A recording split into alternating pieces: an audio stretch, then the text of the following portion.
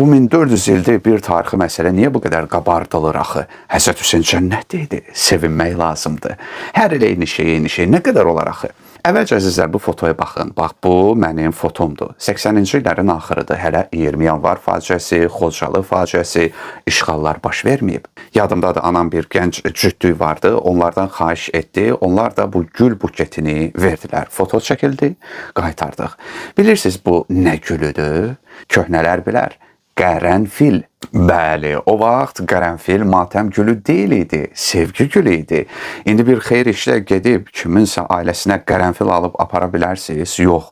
Quranın harasında Allah harda yazıb ki, qərənfil matəm gülüdür? Hə? Niyə bəy gəlin bir-birlərinə qərənfil vermirlər indi? Yaxud qələbə qazanmışıq da, artıq Xocalı da qayıdıb, şəhidlər də cənnət idi. Sevinib şadlıq edək də, hə? Bir şəhid anasına belə söz deyə bilərsiniz, vicdanınız bunu qaldırar. Adi bir məntiq, niyə hər il müəyyən mesaj var və o hər daim yaddaşlarda qalmalıdır.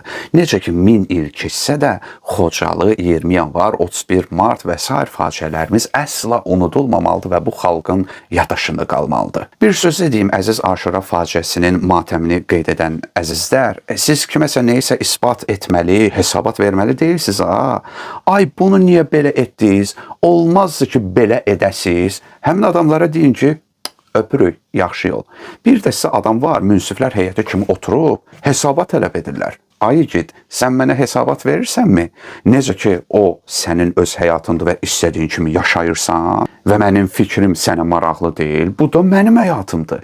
Onu istədiyim kimi yaşayaram. Bir də daha sonra nəmnüm edən adamlar var. Quranda axtarırlar ki, Məhərrəm ayında toy etmək olar, yoxsa olmaz. Qeyd edim ki, ümumiyyətlə toy adlı bir şey Quranda yoxdur.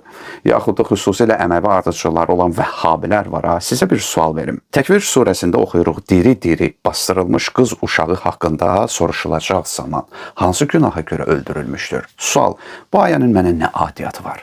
Mən qız uşağı dəfn etmişəm. Məyər o qız uşağı cənnətdə deyilmi? Niyə Allah bu ayəni Qurana salıb və hər ildə dəfələrlə oxunulur? Yaxud Yasin surəsində bir kişidən danışılır ki, peyğəmbərləri incitdikdə gəlib çıxdı ora. Əhvalatı bilirsiniz.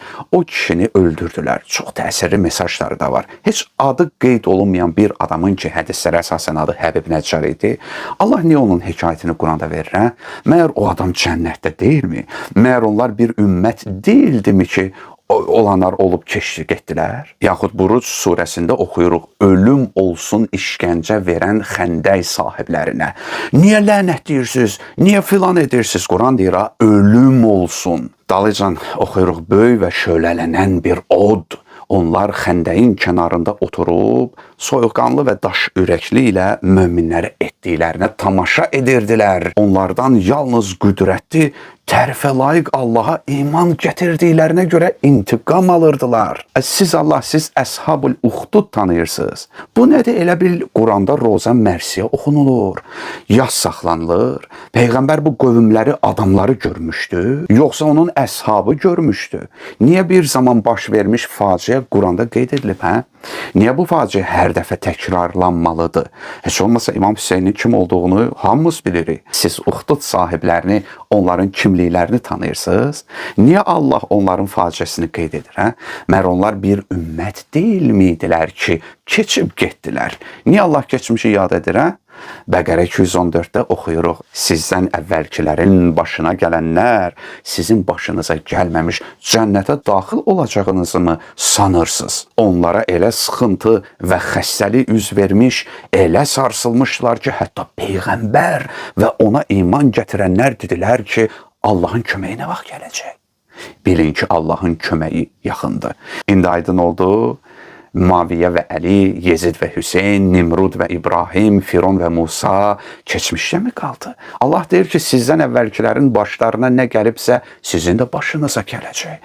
Allah keçmiş ümmətlərin aqibətini qeyd etdiyi halda bu ümmət Həzrət Əliyə qarşı döyüşdü, İmam Həsənə qarşı döyüşdü, Peyğəmbərin nəvəsini susuz bir çöldə şəhid etdilər. Bax, keçmişdən ibrət almayanlar özləri bugün ibrət oldular, ibrət olmalıdılar və ibrətli olacaqlar.